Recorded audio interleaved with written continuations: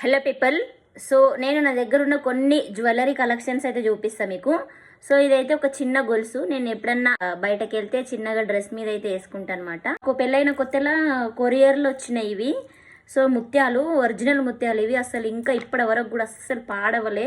చిన్న necklace type అనమాట. నేను శారీ వేసుకున్నప్పుడు వేసుకుంటాను. ఎక్కడన్నా ఫంక్షన్స్కి వెళ్ళినప్పుడు లేవని చెప్పేసి నేను బేగం బజార్ వెళ్ళి తెచ్చుకున్నా ఇది.